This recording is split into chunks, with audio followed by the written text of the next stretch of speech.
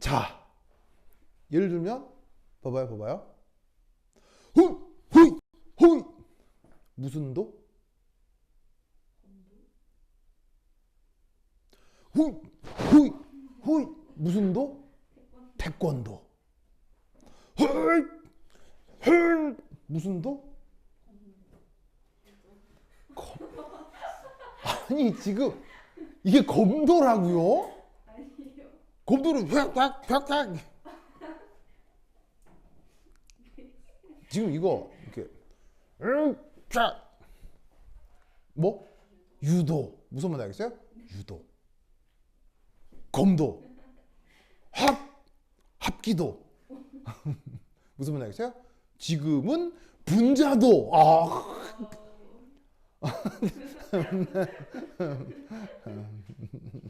그래요. 부경아 재밌죠? 재밌죠? 자, 그래서 이제 영어 표현으로는 몰리큘러리티라고 하고요. 우리말 번역은 분자도라고 하는데 뭐 이런 생뚱맞은 표현을 쓰느냐? 사실 뭐 몰라도 큰 상관은 없는데 이 문제 자체에서 되게 배울 점이 하나 있어가지고 이 문제를 소개하려고 이 개념을 얘기를 합니다. 근데 저 몰리큘러리티가 여러분 선배들 수업 자료에 나와요. 저 말이 나와요. 어려운 건 아니고요. 아무것도 아닌 말인데 그 수업 자료에 나오기 때문에 그냥 뭐 설명을 드립니다. 자, 얘는 뭐냐면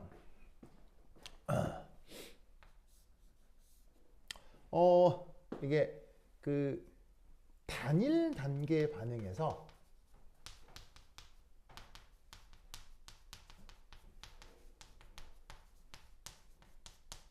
바로 반응물 개수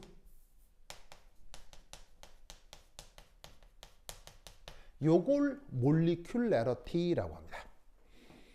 그냥 아주 그냥 시각적으로 직관적으로 얘기를 하자면 근데 이제 의미는 뭐냐면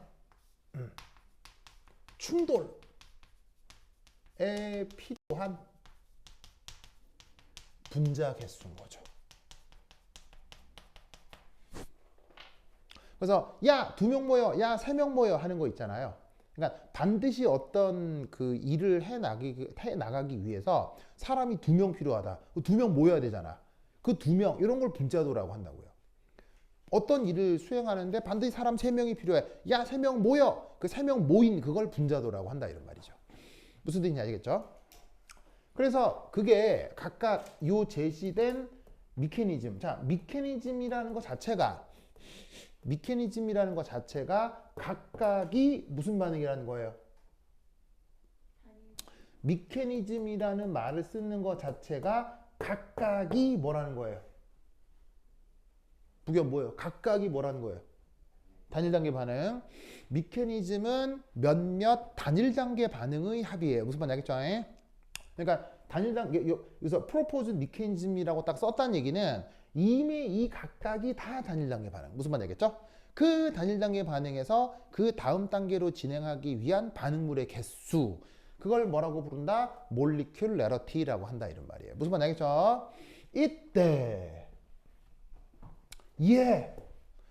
자, 얘는 딱히 다른 분자가 있어요. 그냥 혼자 알아서 되는 거예요. 혼자 알아서 탱 이렇게 변형이 된다라고 생각할 수 있는 거예요. 이런 걸 우리말 번역으로 1분자도 이렇게 쓰거든요.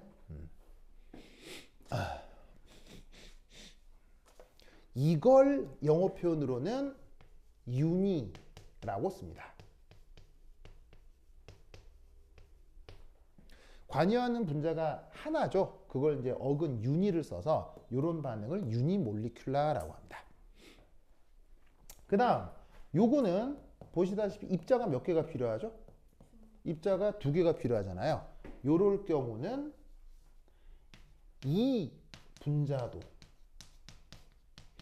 번역을 하고 영어 표현으로는 바이몰리큘러라고 씁니다. 그리고 마지막은 입자가 몇 개가 필요한 것 같아요? 분자 3개가 동시에 충돌해야 된다는 거겠죠? 요거는 분자도라고 쓰고요. 영어 표현으로는 try molecular라고 쓰시면 됩니다. 그래서 뭐 사실 굳이 몰라도 상관은 없는 문제인데 저런 말들을 쓴다. 알겠죠? 그러면 이 경우 전체 반응식을 한번 작성해 보아라. 자, 미케니즘이 있으면 쟤네들을 어떻게 해주면 된다? 쭈루룩 더해주면 전체 반응식을 보통 만들 수 있거든요. 그럼 이 경우 쭈루룩 더하시면 얘는 어떻게 되느냐? 바로 이렇게 되겠습니다.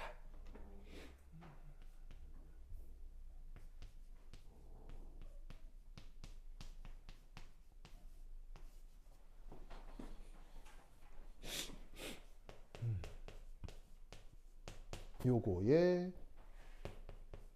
짜잔. 알겠죠? 다 더하시면 소고되고 요거밖에 안 나올 겁니다. 그래서 지금 이 제시된 반응에 NOCl2와 H2O 이 두 개가 바로 이 주어진 반응의 반응물이고요.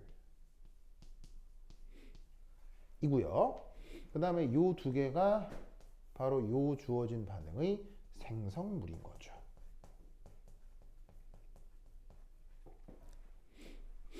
알겠죠? 자, 그럼 이때 이 반응물과 생성물을 각각 저기에 표시를 좀 해보면 이 NO2Cl 얘가 어쨌거나 반응물이죠. H2O 얘도 반응물일 겁니다. 그 다음에 생성물 HNO3인데 요게 생성물이고요. HCl 요게 생성물이죠. 됐습니까? 오! 그러면 여러분 잘 보세요. 여기 반응물도 아니고 생성물도 아닌 것들이 막 나타나기 시작하죠. 그럼 반응물도 아니고 생성물도 아닌 것 중에 뭐가 있냐면 예를 들어서 여기 NO2 보이죠? 그리고 그 NO2가 여기도 있죠? 여기도. 그 다음 CL 쟤도 반응물 아니고 생성물 아니죠. 그렇죠? 그 다음 또 누가 있을 수 있냐면 OH 얘도 반응물 아니고 생성물 아니죠. 그죠? 그 다음 마지막으로 하나가 더 있죠. N2 됐나요? 그래서 이때 우선 첫 번째 알 수 있는 건 뭐냐면 여기서 반응물도 아니고 그렇다고 생성물도 아니고 하는 것들이 뭐뭐뭐가 발견이 되냐면 NO2, Cl 그리고 OH 마지막 N2까지 아시겠죠? 이런 애들이 발견이 됩니다. 됐습니까? 그런데 이때 여기서 처음에 없었다가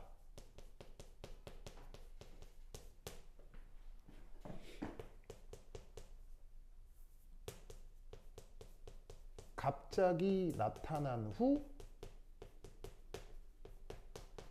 완전히 없어지는 것.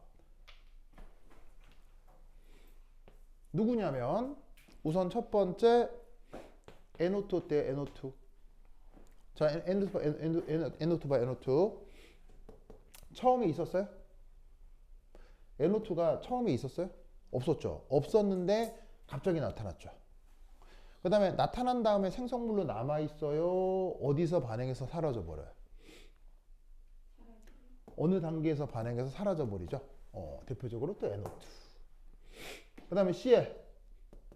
자, CL도 처음에 있었어요? CL도 처음에 있었어요? 처음에 없었죠. 없었다가 나타났죠. 그러다가 어떤 단계에서 어떻게 돼요? 어떤 단계에서 없어지죠? 그래서 Cl. 그 다음 OH. 자, OH 봐요. OH. 처음에 있었어요? 처음에 없었죠. 처음에 없었는데 갑자기 나타났다가 어떤 단계에서 어떻게 되고 있어요? 반응해서 다시 사라져 버리죠. 그래서 처음에 없었다가 갑자기 나타난 후 소멸되는 이런 물질들을 통칭하여 뭐라고 한다고요? 이런 애들을 통칭하여 중간체라고 한다는 뜻입니다.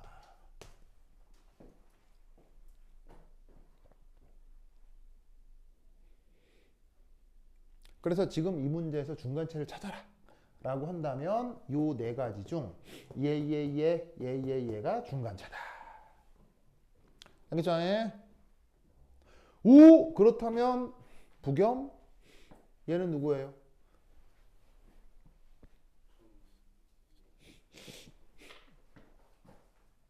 요 경우 3번의 저 N2. 자, 이 녀석은 N2는 잘 봐요. N2는 처음부터 있었을까요? N2 처음부터 있었을까요? N2 처음부터 있었죠. 왜? N2의 최초 등장이 어디예요? N2의 최초 등장이 여기잖아요. 화살표 왼쪽에 있어요? 오른쪽에 있어요? 왼쪽에 있죠. 이 말은 어느 단계에서 만들어진 거예요? 원래부터 있었다는 뜻이에요. 원래부터 있었다는 뜻인 거예요. 무슨 말 알겠죠? 원래부터 있었는데 반응하고 나서 소모되어 다시 그대로 있어요. 다시 그대로 있죠. 즉 이 말 자체가 뭐냐면 화살표 왼쪽에 처음 등장한다는 얘기는 이 앞 단계에서는 없어요. 처음 등장한다는 얘기는 얘가 처음부터 있었고 그 다음 어떻게 돼? 반응이 완결되어도 얘가 변함없이 그대로라는 뜻인 거예요. 그래서 다시 한번 쓰면 처음부터 있었고 그대로 유지가 되는 것. 이 N2의 역할은 바로 뭡니까? 촉매입니다. 촉매 영어로? 바로 캐탈리시스라고 합니다. 그래서 이렇게 저런 미케니즘에서 뭐가 중간체고 뭐가 촉매인지를 구분할 수 있어야 됩니다. 알겠죠? 그래서 이 문제를 소개하려고 겸사겸사 분자도라는 말도 말씀드렸습니다.